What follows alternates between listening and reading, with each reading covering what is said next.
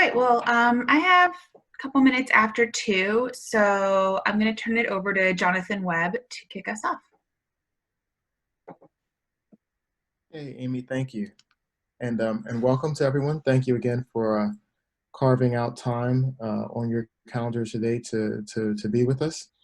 And as always, thank you for your efforts and support of the constituents that you serve in an effort to support the health of moms and babies, especially in this unprecedented time as we're responding to COVID. I really appreciate, on behalf of the AMCHP team and the folks that you serve, I really appreciate your sacrifice and your dedication and your professionalism. I think we're in a much better place than we could have been had it not been for people like you doing what you do.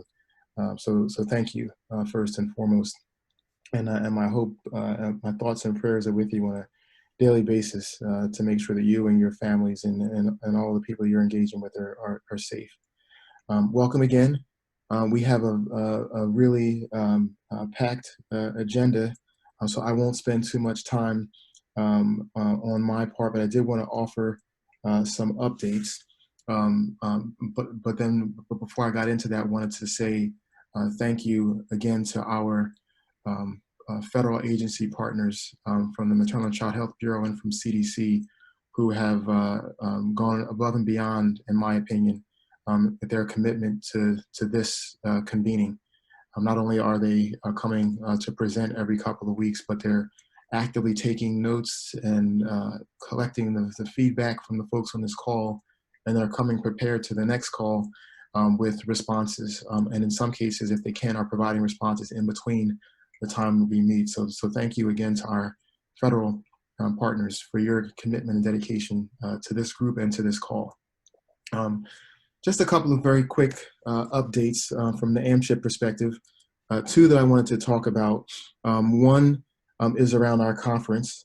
Hopefully many of you or all of you have received an email from our conference management team early this week, just indicating you about the change, alerting you about the change that's taking place regarding the conference. As you all know, we were supposed to come together in March. We were looking to have an in-person offering in September, and because we had to cancel due to COVID, and now it's looking like, just given everything we're seeing and the uncertainty that may still exist across the country around COVID, that it may not be the best thing to try to bring folks together in September, especially with the potential second wave of this if that happens as predicted. So with that in mind, we're looking to go to a virtual platform in August. So we'll be having our 2020 AMCHP conference virtually August 4th through 6th. Again, you should have received an email about that earlier this week. The conference will be it'll be a condensed schedule.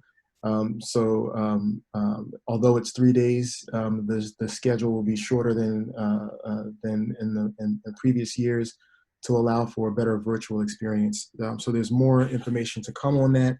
But that notice was sent out. In the notice, that also talked about what we're proposing to do with respect to conference registrations and refunds, or shifting the registration over to a different year or a different person this year.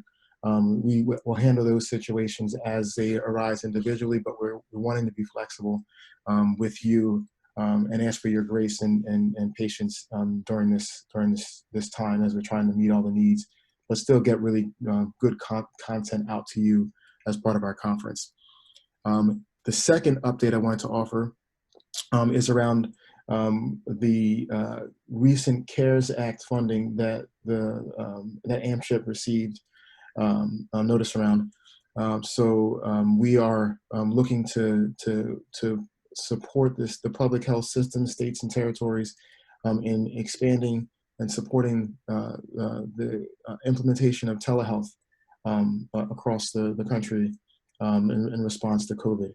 We're still in the process of preparing our response to that and outlining exactly what we're planning on doing with our MCHB partners now, and we'll be updating you on our next steps with that very shortly. We're thinking that one of the first steps in that process is to do an environmental scan to better understand what the needs might be. Although we've been collecting information through forums like this, through surveys, and things of that nature, we still want to make sure that we are good stewards of the funding that's being afforded to us to support you. So more to come on that. We are also engaging, because of the nature of the funding, we're engaging home visiting partners, newborn screening partners in that conversation, telehealth resource centers in that conversation, really trying to cast as wide a net as possible to make sure we're getting the right information to make decisions about how to utilize the funds as the needs are presented. We are coordinating with the other entities that received funds, Family Voices from a family perspective, UNC from the direct service standpoint, and AAP from a clinical and provider perspective, to make sure that we are aligned and coordinated, that we're not duplicating efforts. We're sharing notes to make sure that we can meet the needs that are coming up as best as possible, given our resources. So more to come on that, but wanted to just give you a quick update on where we are with those things. I will stand down right now and let Amy and her team jump in on the legislative update. Great. Let's see if I can. This is a really short update. I just wanted to let everybody know that so there hasn't been any new legislative action since we last spoke. The House, as you might remember, passed the HEROES Act, which was largely seen as the Democrats' first offer. Senator McConnell has said as recently as today that he doesn't expect to see any action in the next month. Hopefully there'll be something in between and negotiations will continue in earnest. We know that more aid is needed, but I did want to alert everybody that there is a congressional sign-on letter going around led by Congresswoman Diana DeGette, a Democrat from Colorado, Congresswoman Susan Brooks, a Republican from Indiana, and actually, since I made this slide, two other members of Congress wanted to be leads on this as well. So that's Congressman Elliot Engel from New York and Congressman Fitzpatrick from Pennsylvania. So a nice bipartisan show of support asking for more funding in the next COVID-19 relief bill. This is just for members of the House of Representatives to sign on. So far, I think there were close to 50 signers as of today, and they're extending the deadline to Monday. So I just wanted to let you all know, and there's, our opportunities to let members of Congress know about this as well. So that letter is in circulation. Otherwise, we'll update you as soon as there's further movement on congressional action. And with that, I can turn it over to Dr. Warren. Thank you, Amy. Good afternoon, everyone. Good as always to be with you, and I will echo Jonathan's note of thanks to you all for the continued work that you all are doing on behalf of mothers, children, and families. We have appreciated very much these sessions to be able to hear from you. And so for the MCHB update today, I'm going to turn to two colleagues in the Bureau to talk to you about some items that have come up either on previous calls or in between the calls. So first you'll hear from Trevi Brown. Trevi's the branch chief for our Integrated Services branch in the Division of Services for Children with Special Healthcare Needs. And she'll be talking about children and youth with special healthcare needs, opportunities. And then Dr. Maite Canto will follow her. Dr. Canto is the dental officer in our Division of Child, Adolescent, and Family Health, and she'll be talking about some oral health resources. So I will pass it to Trevi and Dr. Canto. Hi, this is Trevi, and you can forward the slide. Great, thanks. I'm going to attempt in 5 minutes to just give you some highlights about some programs in our division and their work with Title V Children with Special Healthcare Needs programs. Some of the information that I'm providing today, it's been collected from a variety of calls hosted and facilitated by the Advancing Systems of Services for Children and Youth with Special Healthcare Needs Network Centers. And that's comprised of the American Academy of Pediatrics, the Catalyst Center, and GOT Transition. And we really appreciate this network for their commitment to serving the Title V workforce. I want to note that this is a sampling of needs. It's not a comprehensive assessment, and we recognize the system is dynamic as things evolve, and as you know, all states and systems are variable. In terms of what Title V programs are sharing with on these calls, we are hearing about major concerns in 4 areas: emergency preparedness, telehealth, access to care and services, and decreased capacity of the Title V workforce. In terms of emergency preparedness, concerns about planning for sick caregivers, and concerns of parents going back to work and keeping their children safe by not increasing exposure. Still hearing concerns about PPE for families and in-home caregivers, and also as states reopen, what are the short-term and long-term effects on children with special health care needs and their families. In the area of telehealth, questions and working with Medicaid about payment and reimbursement for services, and questions about whether the Medicaid codes, if they're turned on, will remain turned on post pandemic. Questions about ensuring access to telehealth service when many families don't have access to internet and broadband. For access to care and services, we're hearing about questions about how will care coordination services be provided, some concern about families not seeking treatment for regular or acute care. And then in terms of the capacity of the Title V workforce, just reductions as staff are deployed for the emergency responses, and staff being concerned about returning either to work or back home to their families. I will say we are hearing a lot of great information about how Title V programs are addressing the needs of children and youth with special health care needs and their families. And I know we have several folks who are on the networks who are on the call today. So if you have more specific information or questions about which specific states are working on these issues, we can provide that information. But they are assessing the immediate needs of children and youth with families, and not just asking about health, but the necessary social needs of families, food insecurity, access to health insurance, home safety, a whole host of areas. They're working on developing new and building and sustaining existing partnerships with family-led and nonprofit organizations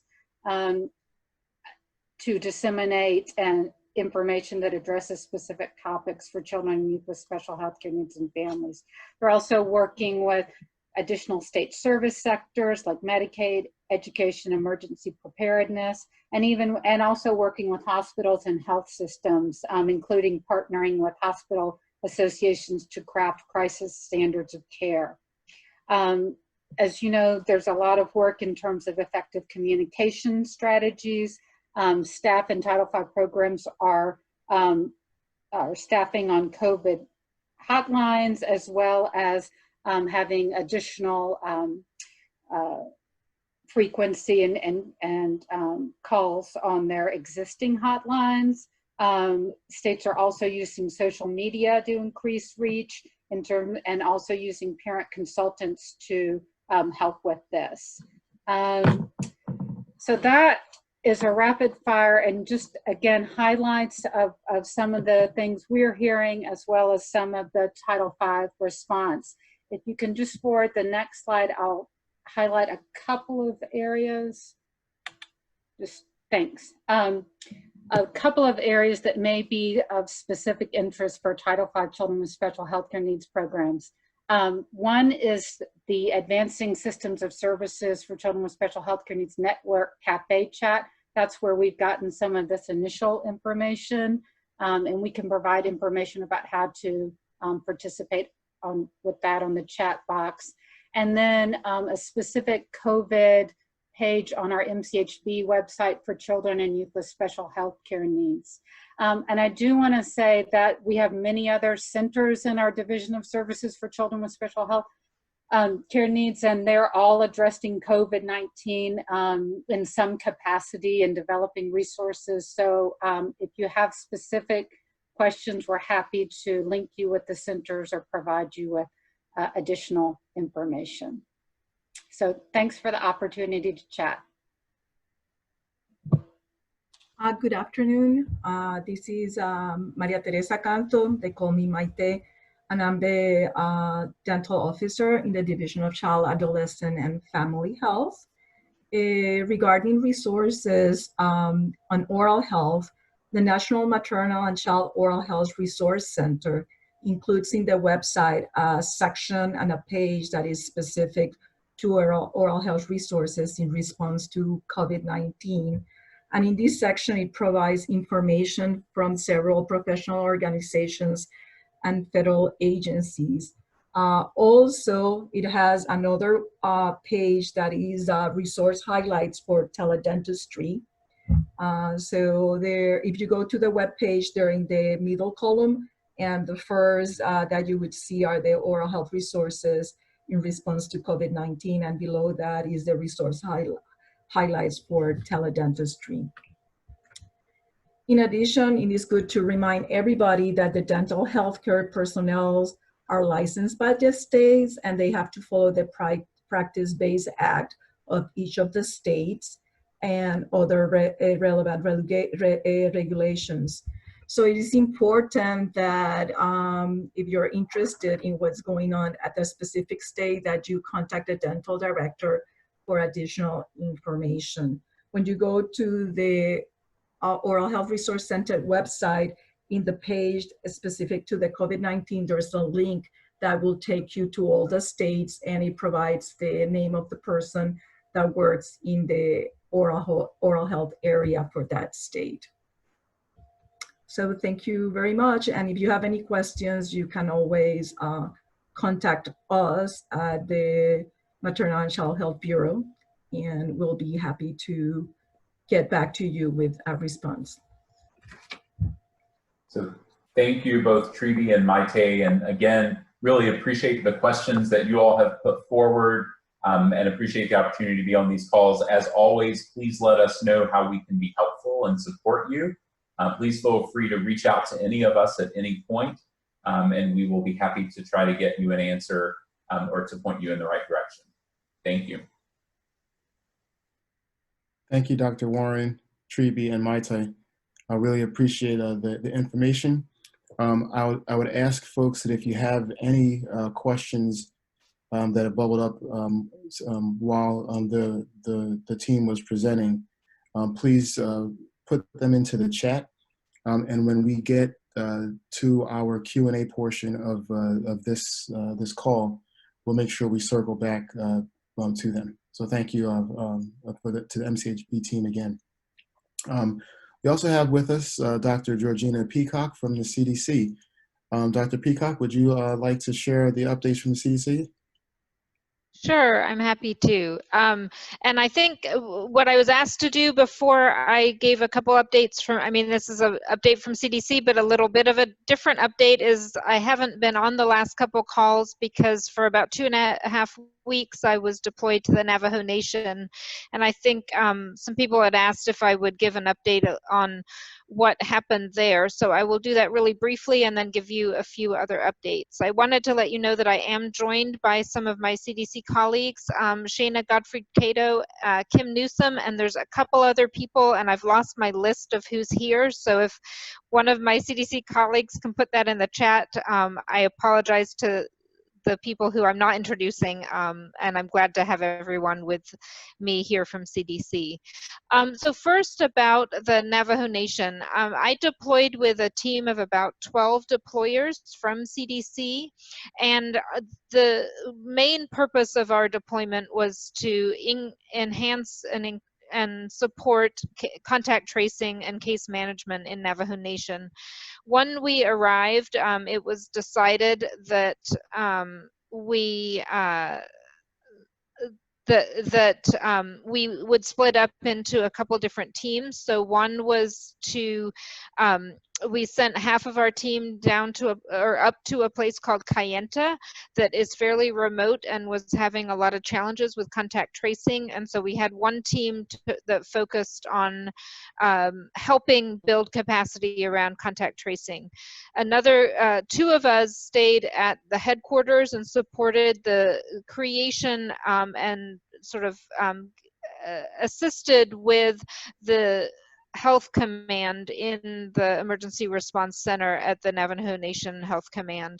And then we had a third team that did some needs assessments in different Indian Health Service units to see what we could learn about what was going on across the Navajo Nation regarding public health and the COVID response, and then provided recommendations of where we thought more things could happen, or things could happen differently or be supported in a different way.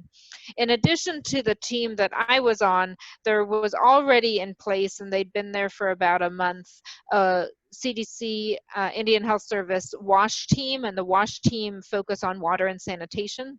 And they had been mapping all of the access points for water across the whole Navajo Nation, and had figured out which of those access points were usable and which were not, because you may or may not know, though it's been in the press a lot, that about 30% of people living on the Navajo Nation don't have piped water into their house, and so therefore go to either a central access point or they have water delivered.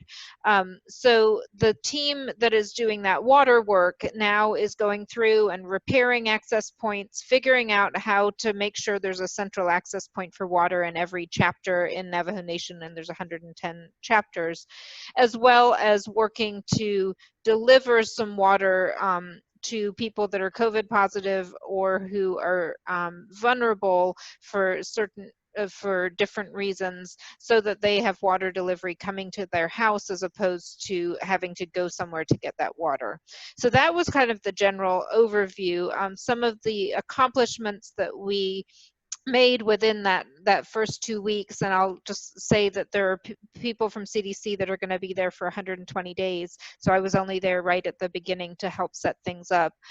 We have coordinated a plan to secure that 32,000 tests per month are sent through sort of some of the federal government assets to the Navajo Nation, so that about 1,000 tests a day can occur. There's a lot of, there's not much testing that is able to occur on the Navajo Nation at the moment. And in fact, one of the hospitals we were working with on a Friday afternoon only had 40 swabs left, and that was what they were going to need to use for the weekend. And so that was one thing that we coordinated on. We also helped with contact tracing for and trained about 40 contact tracers in Kayenta. We developed a command structure that was adopted by the Navajo Nation, and then worked on a couple other things to help support capacity for responding to COVID, such as looking at protocols for reopening the Navajo Nation Police Academy. We worked with FEMA to make sure there were some mobile laundry units that could travel around the nation, so that people weren't leaving when they were COVID positive to do things like that. So the main things that happened that would cause them to leave when they were COVID positive from their self-isolation were water, basic needs, water, food, laundry, and banking. And so we were trying to address those. So moving on from that, I understand that when Kevin Chatham-Stevens was on the last call, there had been some interest in the oral health guidance, and we did just hear an update from our MCHB colleagues about oral health, and I wanted to let you know that there was some new guidance that was put up on May 19th that was posted from CDC, and I think Kim Newsom is going to put that in the group chat right now. And this new guidance includes recommendations for resuming non-emergency dental care during the pandemic. provides information regarding facility and equipment considerations, sterilization and disinfection, and considerations for using a test-based strategy to inform patient care. And then it also has expanded recommendations for provision of dental care to both patients with COVID-19 and those without COVID-19. In March, CDC had recommended that dental settings should prioritize urgent and emergency visits and delay elective visits. However, now that the pandemic has continued to evolve and there is a recognition that we also need to provide or balance the need to provide necessary services while minimizing risk to patients and dental health care personnel. And therefore, there is some need to also start delivering non-emergency dental care. So CDC has developed a framework for healthcare personnel and healthcare systems to provide this non-emergent care. And in this guidance, it also suggested, as we heard from our MCHB colleague, that you should regularly consult the state dental boards and state and local health departments for current information about requirements in particular jurisdictions. The next update that I have is on some information around disabilities and children with special health care needs. We are anticipating the release of some new content on CDC web pages that addresses the needs of people with disabilities related to COVID-19. These links we will send to you as soon as they're available. I expect that this will happen in the next couple days.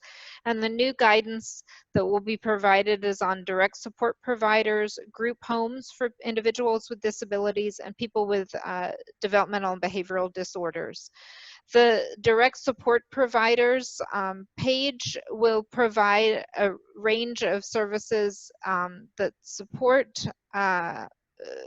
as you know, direct support providers provide support to people with disabilities so they can be integrated into their communities. And these guidance documents are highlight that direct support providers are essential workers and supporters of healthcare for people with disabilities. And so this guidance provides recommendations for both home and community settings and outlines unique steps that both direct support providers and their clients can take and respond to COVID-19.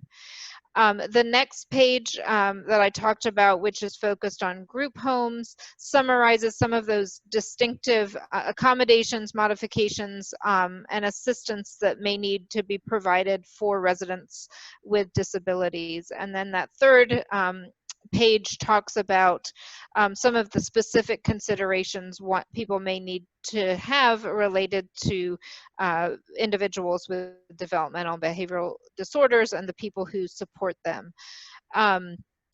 These supplement information that we already have on the CDC website that talks about addressing the needs of the disability community, as well as pages on disabilities and FAQs for children with special health care needs. And then we also have an ASL video series that is on the webpage. And then the final update that I had, and I know that I was only supposed to talk for 5 minutes, so I'm going to do this really quickly, and then we can take questions to summarize some of the rest, was the CDC updated its neonatal guidance on May 20th. As you all know, there's limited data on how spread of COVID-19 to newborns happens, and one possible way is via respiratory droplets from mothers, other caregivers, visitors, and healthcare personnel after birth. We also know that there is limited data available on how it affects newborns. Early reports indicate that most newborns who have COVID-19 have mild or no symptoms and recover fully. However, there have been a few case reports of newborns with severe illness. So CDC recommends COVID testing for newborns born to mothers with confirmed or suspected COVID-19, regardless of whether the newborn has signs of infection. And given the paucity of information regarding signs of COVID in neonates, all neonates born to mothers with confirmed or suspected COVID-19 should be considered as having suspected SARS-CoV-2 infection while waiting for those testing results.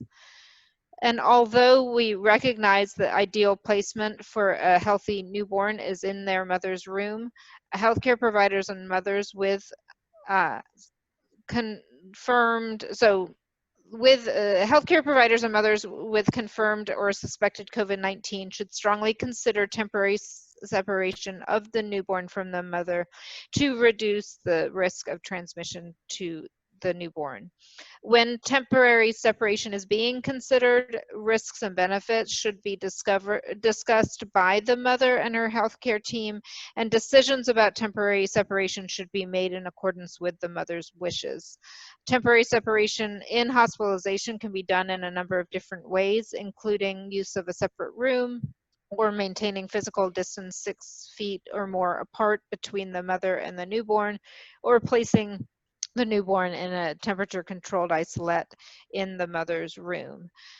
Separation precautions for the mother with suspected or confirmed COVID-19 and their newborns can be discontinued using the same criteria as ending transmission-based precautions while in the healthcare setting, or using those guidelines for ending home isolation if they're being discharged. And you know, this is being done because CDC's priority is protecting the health of new mothers and their babies, and we also recognize that the mother's decision to temporarily separate from her newborn will be a difficult one if that is decided on between her and her healthcare provider. CDC is working to understand better the transmission of COVID-19 and how that occurs between mothers and newborns, and we will continue to update this guidance as new information becomes available. And so that was a very rapid update, and I'm delighted to be back and to speak with you all. Thank you. Thank you so much. Can I just, I want to make sure that we get to, thank you, Dr. Peacock. There was one question that I didn't want to get lost amidst some others, and that was what state, Dr. Peacock, you were deployed to work with the Navajo Nation. Okay, so I flew into New Mexico, and stayed in Gallup, New Mexico, but actually Window Rock, where I was, is actually over the border in Arizona, and the majority of the Navajo Nation's in Arizona, but there's also kind of pieces in Utah and New Mexico. So we were sort of, there was the overlap of all three of those states. Thank you so much, Dr. Peacock, and thank you for flagging that, Amy. As I mentioned earlier, any additional questions that you have for Dr. Peacock and the CDC team, please put them into the chat box, and we'll come back to them when we get to the Q&A session. At this time, we're going to have an opportunity to have a state spotlight, and we're going to hear from our colleagues in Louisiana, Amy Zapata, who's going to talk a little bit about how COVID has been a bit of a catalyst for some of the change that has happened in Louisiana, the way they're responding to this. So I wanted to give Amy some time to spotlight what's taking place in Louisiana. Thank you so much, Amy, for joining us. Great, thank you so much for having me. And Amy Haddad, thank you for zipping the slides up. Am I able to move them, or do I need to rely on somebody else? I think my colleague Jess Cohen can advance them for you. So just okay, Jeff. Okay, that's great. So Jeff, the next one, you can go ahead and probably hit the next like 5, because it's going to slide up some. Yeah, you can go ahead and do that, and until you get to the bottom. Okay, that's perfect. Thanks. All right. Well, good afternoon, everyone. Thanks for inviting me to participate today on today's call. And while this is to talk about what our experiences have been with COVID, of course, it happens within the context of what are we doing as a larger organization in our Title V program. And then sometimes when you're in a point of crisis or change, you just freeze for a moment and are trying to figure out what it is that you should do, and you know, what you need to divert your attention to, how do you respond, and how long is it going to last. And then for myself, I'm usually then reminding myself to say, okay, what would I normally do? What have we normally been working on? How are we normally thinking about things? And so one of the things that we've been shifting to over the past year or so, in part with some help from the MCHB Workforce Development Center, has been, what are we doing with our Title V programs overall? And this slide is from some of that work, where we really have been trying to shift our thinking from, you know, the left-hand side is the number of families who we're supporting, you know, very directly with some of our services, and the right-hand side is the number of families, or number of students, or number of children with special health care needs, or individuals of reproductive health age, who we potentially could or should be reaching and touching through the work that we do. And so when the initial flurry of what is it that we're doing and how do we do it kind of just slow down for just a moment, or you sort of regroup and rebalance, say, okay, well, how does what we're doing now fit into, how is it that we need to respond that fits into this larger effort? If you could switch to the next slide, please. And so some of the work also that we did with the MCHB Workforce Development Center was to come up with foundational strategies across, over the past number of years. The Bureau of Family Health has really grown and changed quite a bit, with a lot of different programs and historical activities. Through the technical assistance with the Workforce Development Center, went through a process to identify what are we calling our foundational pillars or strategies of the way that we go about doing our work. And again, when we were able to like stop and pause, say, okay, what decisions do we make now? And how do we move forward with our work, the emergent work and the historical work, and its implications, leaned on these new pillars that we have of what our roles are and how we approach our work. If you can hit the next slide, please. And again, of how do we reach not just the hundreds of people and thousands of people, but the tens of thousands and hundreds of thousands. And then I think I have one more slide for you. And so our approach has been, first was to our current workforce of around 350 staff, was to figure out how is it that we just get stable you know, various of picking people up to go work from home. One little epiphany is we're never buying a desktop computer again. I think we're just going to need to be mobile forever. So the tradition of always buying a desktop and a laptop as sort of a luxury item, I think we're really going to flip that, so we continue to be a little bit more mobile. We have had staff contributing to the response, whether that is quite a number of people working with infectious epi in the beginning, others of us continuing to rotate through the Emergency Operations Center, or now the statewide multiple Incident Command and Emergency Operations Center. That's been part of what we've been doing. And so in those two things, then trying to figure out where is it that we can stay the course where possible. And actually that's been really something pretty interesting, I think, is if I use for example of staying the course where possible, is through our Perinatal Quality Collaborative, we've been working with the hospitals on an initiative to reduce severe maternal morbidity attributable to hemorrhage and hypertension. And so while at first we were kind of hesitant to continue to engage and continue to have the hospitals report their data and go through the coaching calls, I think ultimately what we're finding is, since we were able to continue to provide continuity to the hospitals and to those state teams at times when the other assets and resources for the hospitals was being diverted to establishing COVID wings, et cetera, it created this really sort of interesting opportunity that we didn't realize was happening or had happened until we were already kind of midway through it, which is, I think we ended up being able to be sort of a go-to source for information, a go-to source for some support at a time when there are just a lot of fears, a lot of questions, and a lot of the assets within any hospital were very much focused on COVID. So I think a lesson for ourselves is, as we think about where to stay the course, consider where there's an opportunity for greater value. We've also have capitalized on the discomfort or their unexpected shakeup and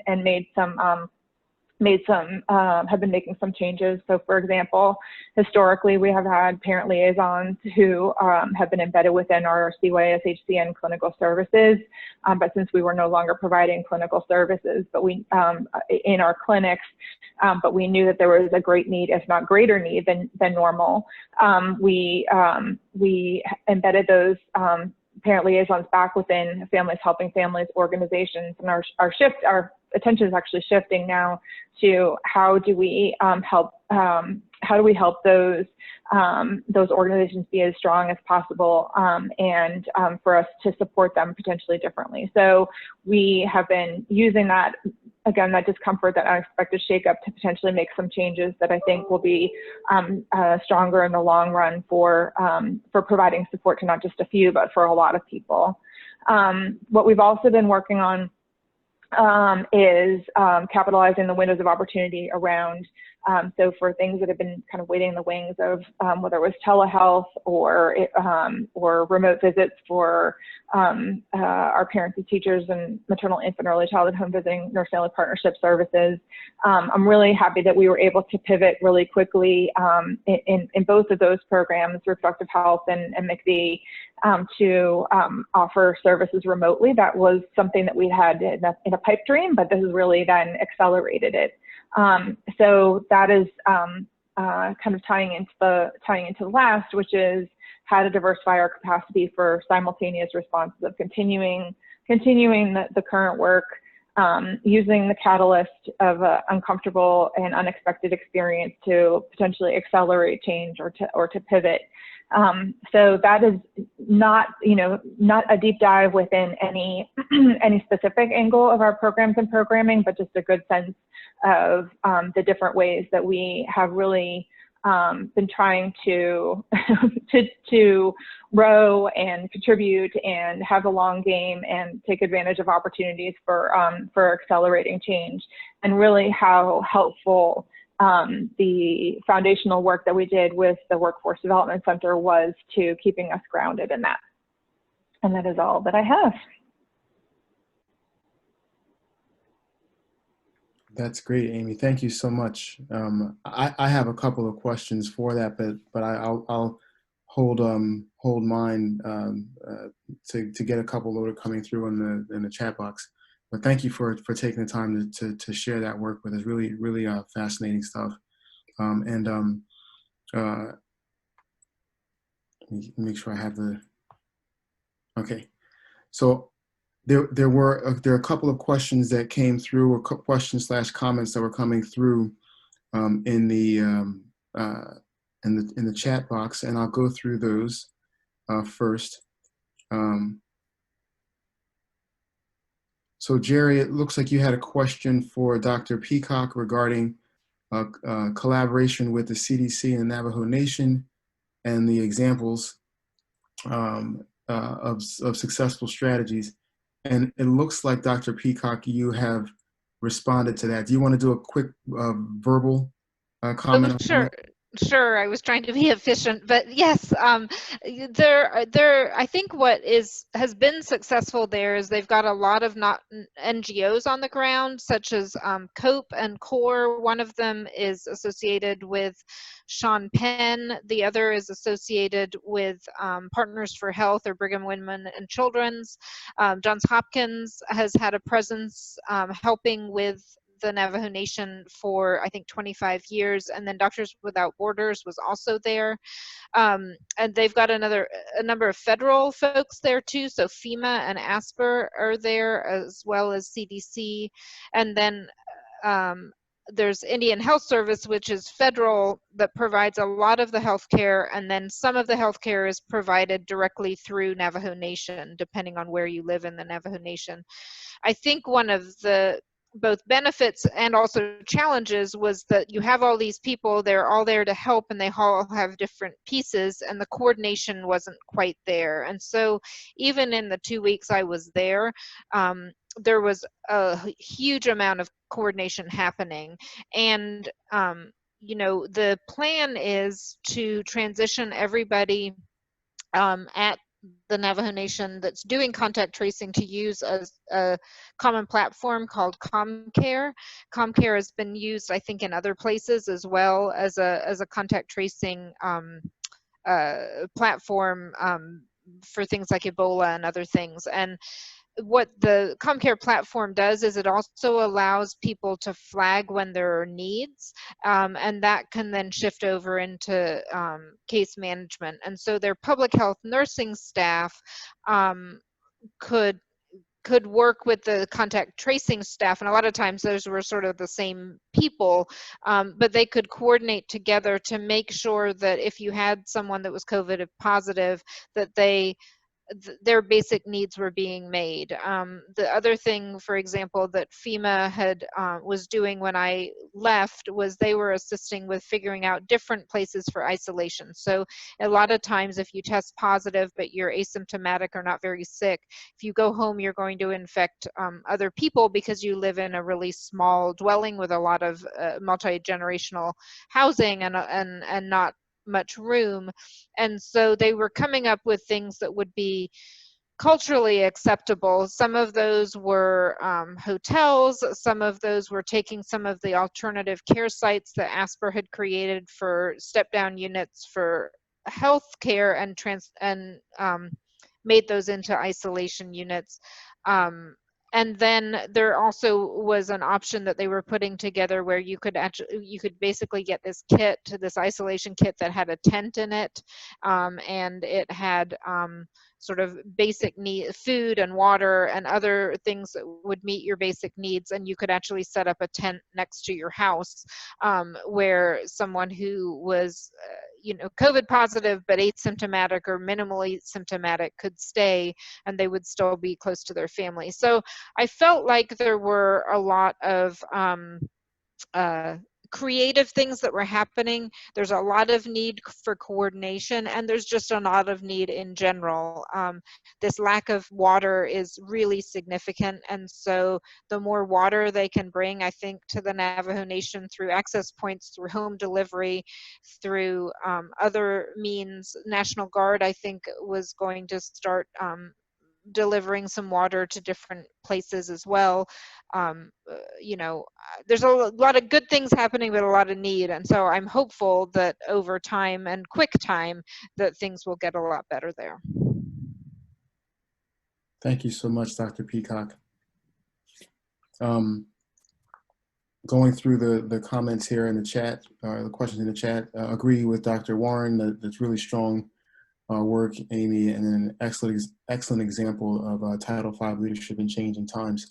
A quick question for you, Amy. How much of, I know you've done a lot of work with building relationships with community organizations and community members. How has that been impacted as you have pivoted to deploying staff to different responsibilities? How have communications or engagement strategies with those communities that you've been working with previously changed, and have you got any new insights to share with us around that? Well, I would say we actually have a good long way to go with working with different community organizations. I think as a centralized health department, we became fairly centralized in what we were doing over time, and sometimes it feels a little bit like a jellyfish of, you know, do you kind of diversify and expand out sort of the web of activities and control and participation, and then at what times do you sort of like regroup and pull things a little bit closer. And I think over time we actually had as a state had ended up probably hiring staff roles through contracts And then losing, while we have a lot of staff in a lot of different areas of the state, I think what we've been shifting to, and that this is how accelerated, is how do we, what is our role as supporting strong community-based organizations, even potentially from a business kind of standpoint, is how is it that we create strong and competitive community-based, or how do we help support and cultivate strong community-based organizations? So I think what, for me, it's reinforced is what has been a slower shift or back to strengthening community organizations. I think our staff who are embedded in local communities are, but I think the way that we're working together and what we mean by partnership with those organizations is going to change over time. Thank you so much, Amy. A couple of other questions here for Dr. Peacock, I believe. Is DoD part of the Navajo mission? Like I said, the National Guard was there. They're mostly, at least in my experience, were functioning more in the border town in Gallup, so there is there is healthcare that's provided to people from residents of the Navajo Nation in Gallup, New Mexico, even though it's not part of the reservation. And I did see a lot of National Guard. A lot were in our hotel, and they were providing services both for kind of water delivery, and then they also were helping with managing some of the isolation units, the hotels that had been turned into isolation units for people experiencing homelessness and other other reasons why they couldn't self-isolate at home. So that was the involvement I saw. I mean, I guess I was not very familiar with the Navajo Nation before I went, but for those of you on the call who are not familiar, the Navajo Nation is sort of a sovereign nation within, that's surrounded obviously by the United States, and so I don't believe that the DoD would be able to function in Navajo Nation, but I think as the National Guard who come from the states, like state of New Mexico, I think they had been invited in to do some of that work. Great, thank you. Just have a quick question around the explanation for contact tracing, and I know it's the tracing and monitoring of contacts of infected people so that you can support quarantining and controlling the spread of a virus or a disease. I don't know if anyone from the CDC wanted to expand on that explanation, or if that is sufficient. Yeah, I mean, that's exactly right. So when you find out that someone is positive, the idea is that you want to find out of their contacts, who else is positive, and then hopefully test those people as well, and then be able to provide have people quarantine or self-isolate if they're positive. I think that because there's quite a lot of spread in Navajo Nation, it's challenging. Kayenta, which I told you was an area where we sent a team of 6 down. At the time we arrived, they were 1,100 contacts behind. Now, because they were so far behind, we were able in that first weekend to eliminate about half of the contacts and just say we're not following up with those contacts because either they're outside the timing that needs follow-up because we were about 11 days behind, or something else had happened. They'd either become a positive case, been hospitalized, had died, sort of different things like that. And so,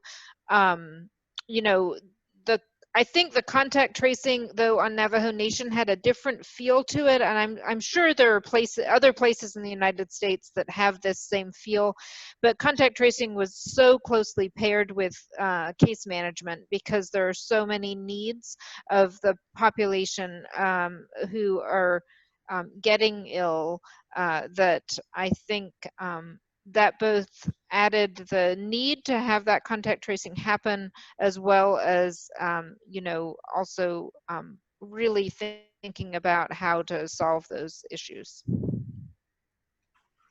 Thank you so much. Any other questions or comments on the information that's been shared?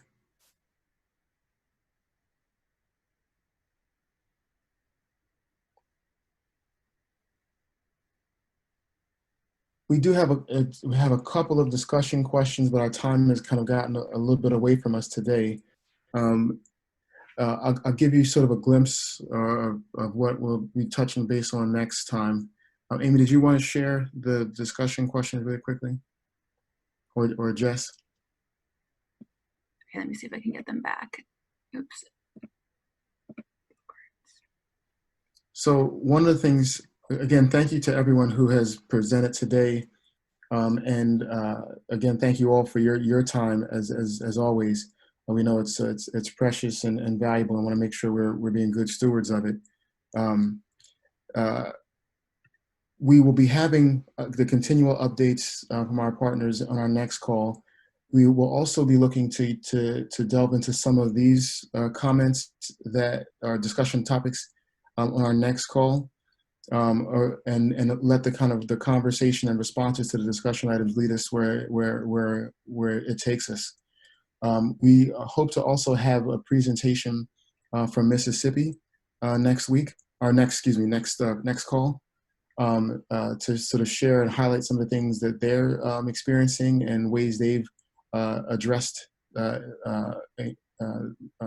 challenges that have been presented to them in this new COVID norm. And we hope to be able to talk to you about a health equity study that's taking place, and asking for your support in making sure we get the word out about that study, and get people engaged to make sure that we have as many voices involved in that as possible. It's called the priority study, that I will be sharing more information with you about in the future. I did want to, before I go, note that there is a comment that came through from Susan Chacon about the New Mexico SHIN program, and the fact that you have been working closely with the Navajo Family Voices on the relief effort, and it's been devastating to see what's happened to the nation out there. So thank you for that comment, Susan, and thank you again all for your work to keep us all safe and help to address these issues that are popping up in your areas. With that, I will remind you that our next town hall is scheduled for June 11th from 2 to 3 p.m. Eastern. That notice will go out as it always does, asking for your thoughts on this call and suggested topics for our next call.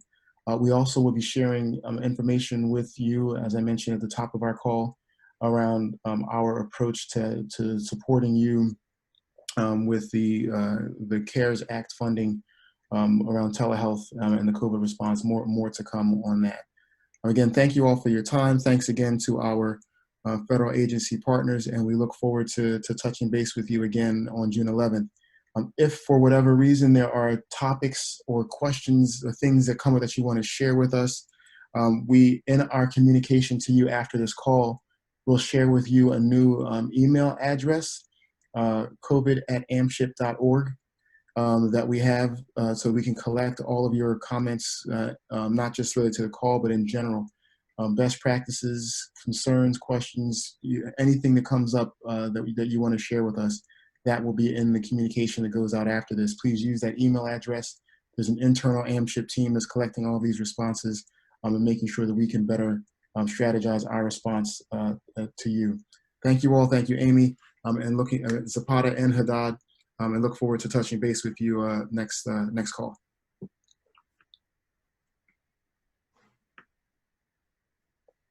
Okay, everyone. Take care.